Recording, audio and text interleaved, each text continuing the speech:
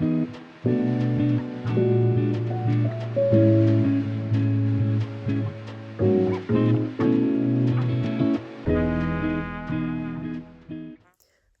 à tous, j'espère que vous allez bien.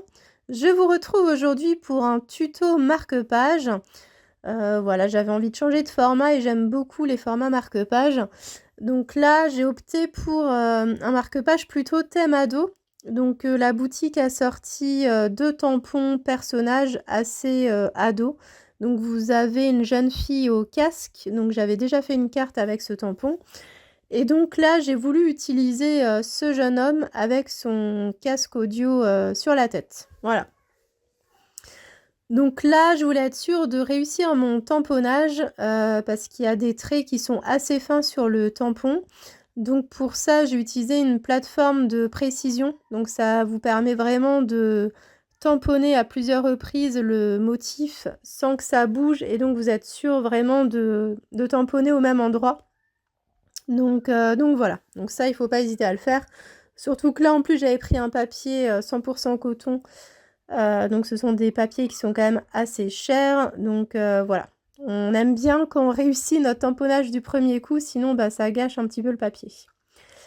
Donc ensuite, qu'est-ce que je fais? Donc je viens compléter tout autour de mon personnage avec des tampons. Donc j'utilise notamment les petites baskets qui rappellent le thème ado. Et je complète également avec des feuillages qui sont assez fins. Donc je trouve que ça permet de bien compléter les espaces blancs. Ce que j'ai fait également, c'est je me suis créé des petits caches avec des post-it. Voilà, pour justement combler au maximum les espaces où il n'y avait rien. Et puis j'en rajoute, voilà, jusqu'à ce que le rendu me plaise. Donc comme ça, vous voyez un petit peu le résultat. Alors vous verrez, il y a un tamponnage que j'ai un petit peu raté parce qu'il y a un trait d'encre, je crois que c'est au niveau du feuillage et de la basket, je crois, il y a un petit trait noir. Mais voilà, vous verrez, je vais essayer de camoufler tout ça par la suite. Donc je laisse un petit peu sécher, voilà, pour être sûr que ça ne bave pas par la suite. Et puis je vais démarrer du coup ma colorisation en démarrant par mon fond. Donc j'ai voulu quelque chose dans les teintes, comment dire, des couleurs chaudes, donc des tonalités de jaune orangé.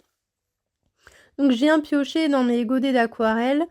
Donc je commence par en mettre partout, vraiment sur la totalité de mon fond, mais de manière très très diluée. Donc là, j'utilise pour ça un gros pinceau à la vie. Donc ça permet vraiment d'avoir beaucoup d'eau et donc ça facilite quand vous avez une grande surface notamment à coloriser. C'est beaucoup plus pratique du fait que votre pinceau peut contenir beaucoup d'eau. Voilà. Donc là, j'en dispose un petit peu partout. Donc je fais attention également à pas en mettre sur mes feuillages ni sur mes baskets. Parce que pour le coup, les feuillages, je vais les coloriser dans une autre couleur. Mais voilà, les motifs, ça se fait très bien, honnêtement, ça se fait vraiment très bien. Donc une fois que j'ai fait une première couche, donc là, je vais revenir en mettant un petit peu moins d'eau. Donc là, vous le voyez, j'assombris vraiment au fur et à mesure. Donc je pars toujours sur une couleur très très diluée. Et ensuite, j'assombris jusqu'à ce que le résultat me plaise. Et je vais également mettre des ombres sur le côté gauche de mon marque-page. Donc ça, vous allez le voir tout à l'heure. Donc là, j'essaye d'abord de créer une couche plutôt homogène. Et ensuite, je viens très très peu diluer. Donc c'est ce que je suis en train de faire là en ce moment sur le côté gauche. Pour me créer comme ça des petits effets d'ombre. Voilà, j'aime beaucoup cette couleur dans des teintes un petit peu ocre. Voilà, ça change, je trouve, ces couleurs. Et puis... j'espère que ça nous ramènera un petit peu le soleil parce que l'été, c'est vrai qu'il se fait un petit peu attendre. Donc voilà. Donc là, voilà, j'ai rien à dire de plus en fait. Je continue ma colorisation en diluant de moins en moins et puis en faisant attention du coup à ne pas dépasser sur mes motifs qui sont à côté.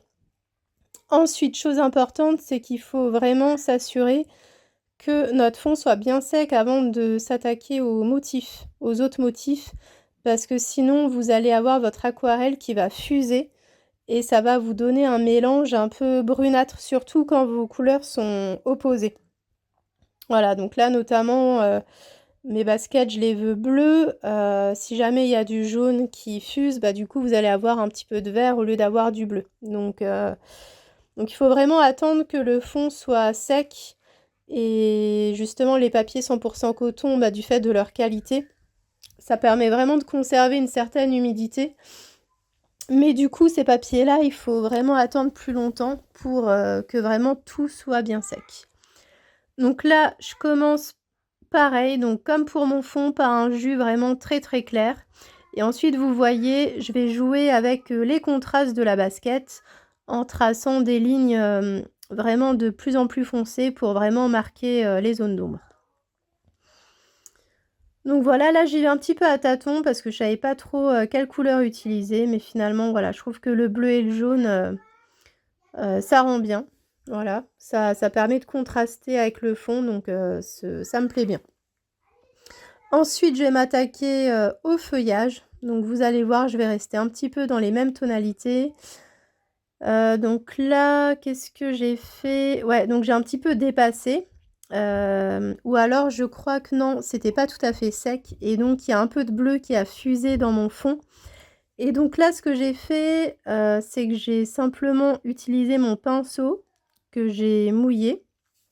Je l'ai un petit peu essuyé et j'ai, frotté. Alors, quand je dis frotter, c'est vraiment passer légèrement sur la marque avec le pinceau qui est légèrement humide et ensuite avec un petit chiffon, je suis venue, tamponner pour, comment dire? Effacer un petit peu le surplus. Donc là, je m'attaque au jeune homme. Donc là, rien d'extraordinaire, je prends une couleur, peau, voilà, pour faire la peau tout simplement et j'assombris un petit peu au niveau des cheveux, donc plus au niveau du front et également à côté du casque. Et puis là, je m'attaque aux cheveux et là, je prends des couleurs plutôt dans les teintes, de brun. Donc voilà pour la colorisation. Donc là aussi, j'essaye de marquer des petites zones d'ombre, donc de part et d'autre du casque et puis j'essaye également de tracer quelques petits traits au niveau des cheveux pour créer, des petites nuances, voilà. Donc là, je fais également son vêtement en bleu, donc pour rappeler le bleu des chaussures. C'est pas grave si je dépasse parce que justement, je comptais mettre, un titre, à ce niveau-là. Voilà. Donc là, pareil, toujours une petite zone d'ombre pour, voilà, que le motif ait un petit peu plus d'intérêt que si, la couleur était uniforme partout. Voilà, donc là, j'hésite pas également à remettre un petit peu de contraste sur mes baskets. Donc comme je vous disais, comme je suis sur un papier 100 % coton, c'est des choses qu'on peut faire facilement sans qu'il y ait trop de marques. Et donc là, je m'attaque maintenant à mes feuillages. Donc là, je les fais également dans des teintes de bleu. Voilà. Je suis restée dans ce combo couleur jaune et bleu. Bah, du coup, je vous propose de continuer ce tuto en vidéo, en musique. Voilà, parce que là, j'aurai pas grand-chose à vous rajouter. Vous verrez à la toute fin que pour masquer le petit trait, qu'il y a au niveau de ma basket, je vais simplement rajouter mon titre à ce niveau-là. Donc voilà, c'est des petites astuces. Parfois, il faut pas se bloquer en se disant: «Ah ben mince, j'en ai tamponné un petit peu à côté, j'ai raté». Il y a toujours des solutions pour, masquer, notre petite bêtise. Donc voilà, bah, j'espère que cette petite vidéo vous plaira, que, ça vous inspirera et que ça vous donnera envie de craquer sur ces tampons. Voilà, je vous dis à très bientôt pour une prochaine vidéo. Bye bye!